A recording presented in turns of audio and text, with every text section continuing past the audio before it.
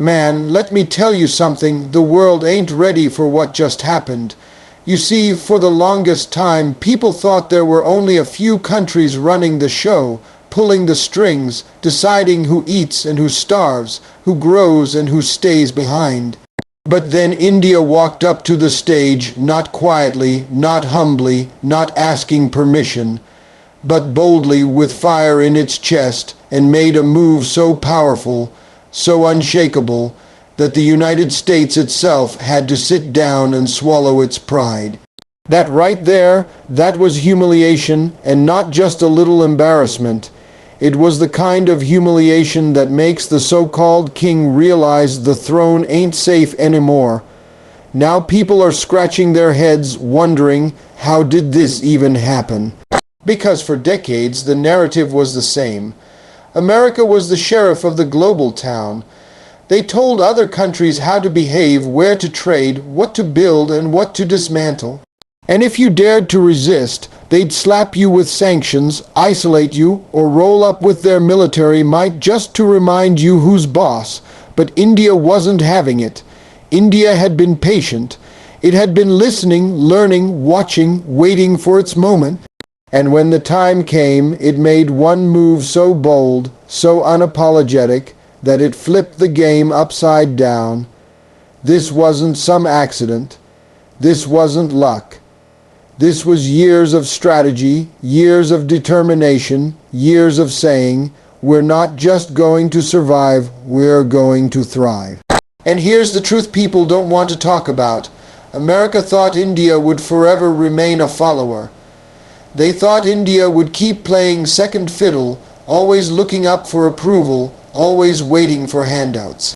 But India looked at that old script and tore it to shreds. They said, no, we're not going to walk behind you. We're not going to beg for your permission. We're writing our own rules now. And when India did that, the United States realized for the first time in a long time, they weren't in control of the narrative anymore. You see, the bold move wasn't just about power. It was about pride.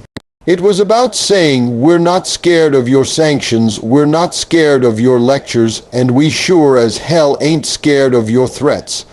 Because America has built its empire not just on wealth, not just on military, but on fear. Fear of being cut off, fear of being punished, fear of being left out. And here comes India saying, try it, cut us off, punish us, we'll still rise. And that shook the whole system, and here's what makes this so poetic. America underestimated India. They looked at India and saw poverty, population, chaos, noise. They thought, there's no way this country could stand against us. But what they forgot was that India has something no empire can crush: resilience. India has been invaded, colonized, divided, looted, and yet every single time it stood back up. And not only did it stand back up, it stood stronger. You can't shame a nation that's been through centuries of humiliation and still kept its spirit. You can't break a people that learned how to turn struggle into strength. So when India made that bold move, it wasn't just about the present. It was the roar of history.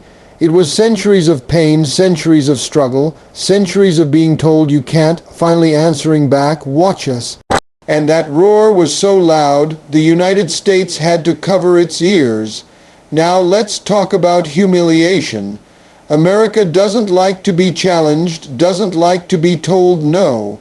It's used to countries bending, bowing, apologizing. But India didn't bow. India didn't apologize. India stood tall and said, we'll do what's best for us, and you'll just have to deal with it. That right there is humiliation for a superpower, because power isn't just about weapons or money, it's about control. And when you lose control, even over one country, the illusion of your dominance starts to crumble.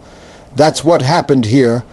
America realized the world was watching, and the world was saying, if India can stand up, maybe we can too. You see, humiliation spreads faster than respect. Respect you gotta earn.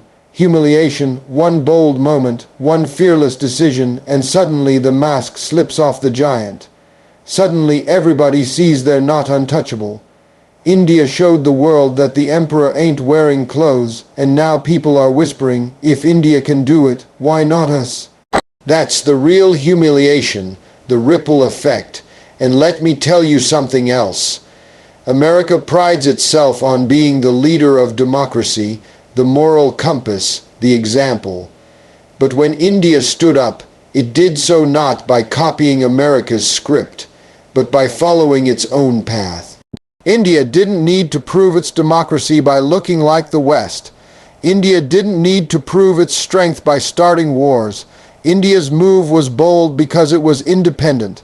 It was rooted in its own interests, its own people, its own culture. That's what hurt America the most. It couldn't be spun as an act of dependence. It couldn't be twisted into a narrative of we allowed it. No, this was India saying, we did it because we chose to. That's a slap in the face of every superpower that thought they held the leash. Now, I want you to picture the boardroom in Washington, leaders sitting around, staring at each other, asking, how did we let this happen? They're used to playing chess, moving pawns around, but suddenly India flipped the board. That room wasn't filled with confidence. It was filled with panic, because humiliation is not just about losing.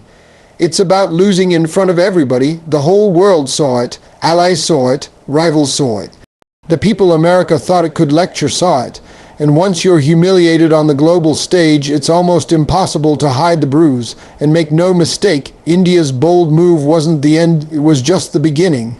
Because once you've tasted freedom, once you've tasted the power of saying no, you don't go back. India unlocked something that cannot be reversed.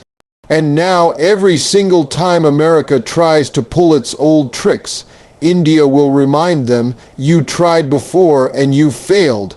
You tried to corner us and we stood taller. You tried to shame us and we came out stronger. That kind of confidence is deadly for a superpower that relies on intimidation. The world is shifting and the United States knows it. It's like being at the top of the hill and suddenly hearing footsteps getting louder behind you. You turn around expecting some small challenger, but instead you see India won. 4 billion strong, armed with technology, economy, culture, and pride. That's not just competition, that's destiny catching up. So why was this move bold? Because it wasn't just about India. It was about every country that's been told they're not enough. It was about every nation that's been treated like a follower. It was about breaking the chains of approval, seeking and standing tall in the face of giants. India humiliated the United States by reminding the world that giants can be challenged, that fear can be broken, and that respect comes to those who seize it, not those who wait for it. And the best part, India did it with its own flavor, its own style, its own power, not by copying, not by mimicking, but by being authentically itself. That's what makes humiliation sting even more. It wasn't beaten at its own game. It was beaten at a game it didn't even know how to play. America couldn't stop it, couldn't predict it, couldn't control it. And now they're left dealing with the fallout. This is the beginning of a new era. The world has seen the cracks. The illusion of invincibility has been shattered. India has humiliated the United States not by destroying it, but by exposing it. And exposure is worse than defeat, because once the truth is out, there's no going back. The U.S. realized that India is no longer a follower. It is now a force rewriting global rules. And that right, there is the part nobody saw coming, the part that cut deepest, the part that made Washington stare across the ocean and whisper, "What just happened?" For decades, the playbook was the same. The United States led, the rest followed. The U.S. set the standard, and others either copied it or risked being left behind. But then India decided, we're not going to be a shadow anymore. We're not going to clap for someone else's script. We're not going to be a student in a class where we already know the answers. And the moment India started playing its own game, the balance of power tilted. Because let's be honest, America has built its dominance on perception as much as on reality. It's about the image of being in charge, the aura of being the country everybody looks to. They don't just want to be powerful, they want to be admired, feared, and obeyed. That's why humiliation hurts them so much. And India's boldness wasn't just an act of independence. It was a message to the world that you don't need to copy anyone to succeed. You don't need to play the role of follower just because someone tells you that's the only way forward. What India showed was courage, the kind that makes giants nervous. Because America has gotten used to countries being predictable, lining up for approval, waiting for aid, waiting for deals, waiting for validation. India broke that cycle. It said, we don't need validation from across the ocean. We don't need a stamp of approval, we've got our own stamp. That was when the U.S. realized they weren't just dealing with a rising economy or a growing military, they were dealing with a mindset shift. And when the mindset of a nation shifts, no superpower on earth can stop it. India is no longer just reacting to what others do, it is creating the conditions, setting the stage, making the rules. Think about that. For a long time, India was part of the system built by others. Now it's building systems of its own. Whether it's in technology, trade, defense, or diplomacy, India isn't waiting for someone to hand it a chair at the table. It's building a whole new table. And the world is starting to sit at it. That's the kind of transformation that leaves Washington fuming, because it's not just about one decision. It's about the future being rewritten without America holding the pen. And when you're used to holding the pen, when you're used to being the author of the world's story, and suddenly someone else starts writing, you don't just feel threatened, you feel exposed. Because the truth is, America's dominance has always relied on others believing they needed direction. India shattered that belief. India proved that a nation could chart its own course and not only survive but thrive. That's a dangerous example for a superpower that wants to keep everyone in line. What makes this even more humiliating for the United States is the scale of India's influence. We're talking about 4 billion people, an economy roaring forward, a military that's not just defensive but increasingly assertive, and a diaspora shaping the world's biggest corporations. When a nation of that size, that talent, that ambition decides it's not going to follow anymore, you don't just lose a partner, you lose the illusion of control over the future. And that illusion, once broken, can't be glued back together. America realized India was rewriting the rules when its old tactics stopped working. Pressure didn't work, threats fell flat, sanctions India found other ways, lectures ignored. They threw everything in their toolbox at India, and India just brushed it off like dust on its shoulder. That's when Washington had to sit back and admit, this isn't the India we thought we could manage. This isn't the follower we used to know. This is something new. That's humiliation because it forces a power to admit its old dominance doesn't fit the new world. India is showing that the world doesn't have to move in one direction anymore. That's the essence of rewriting the rules. It's not just about saying no, it's about saying, here's another way. India is making trade deals on its own terms, forming partnerships that aren't one-sided, and building technology that doesn't depend on being spoon-fed. And every time it does this, it chips away at the old system America built, a system where everything ran through Washington first. Now, countries are watching India and thinking, if they can carve their own path, so can we. And you want to know why this terrifies the U more than anything because India isn't anti-American. India isn't trying to destroy America. India is simply proving that you don't need America to rise, and that right there is worse than an enemy.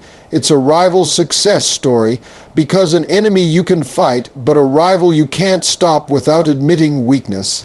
That's what the U.S. is wrestling with now.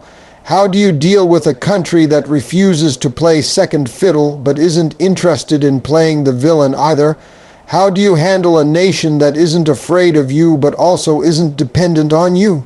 That's a new kind of problem, one America never prepared for. Let's talk about influence. For years, America measured its power by how many countries lined up behind it. But now the lineup is looking shaky. Nations are seeing India stand tall, making bold moves, and they're thinking twice about blindly following Washington. Because leadership is no longer about who shouts the loudest. It's about who inspires the most confidence. And India, with its resilience, with its independence, with its ability to balance East and West, is inspiring in ways America can't anymore. Rewriting the rules means no longer playing the old game where power flows from one center. Instead, India is showing that power can be shared, that partnerships can be equal, that respect doesn't have to be begged for. It can be earned through strength, dignity, and persistence. That's why the U.S. feels humiliated. They spent decades convincing the world that their way was the only way, and now here comes India proving otherwise. That revelation shakes the foundation of everything America stands on. And don't underestimate the symbolic weight of this, because humiliation isn't always about losing a battle. It's about losing the narrative. America loves to be the storyteller, but now India is telling its own story, and people are listening. The narrative is no longer America leads, others follow. It's becoming nations rise and the world adapts. That shift in storytelling is more powerful than bombs, more powerful than sanctions, because it changes how people see themselves. The U.S. realized that India's role isn't just about being another big economy. It's about being a model for a new kind of power. A power that doesn't need validation, a power that doesn't need to mimic, a power that doesn't need to be feared to be respected. That's the kind of power that rewrites the rules of the game. And when America saw that, it was like looking into a mirror and realizing the reflection is no longer theirs to control. India is not asking for a seat at the global table. It's building its own table. That means trade routes that don't run through Washington. That means alliances that don't require U.S. approval. That means technological ecosystems that don't need Silicon Valley to survive. That means narratives that don't have to be told in English to matter. Every one of these steps is another reminder to the U.S. that the era of unilateral dominance is fading. The humiliation comes from knowing the shift isn't temporary. This isn't a protest. This isn't a rebellion. This isn't a moment of defiance. This is the beginning of a permanent change. India has crossed a line where it can't go back to being a follower, because once you've proven you can lead, once you've proven you can stand on your own, there's no returning to the shadows. The U.S. knows this. They know the world has seen India's courage. They know the mask has slipped, and they know no amount of pressure, no amount of intimidation, no amount of sweet talk can erase the fact that India is now rewriting the rules of the game they thought they owned.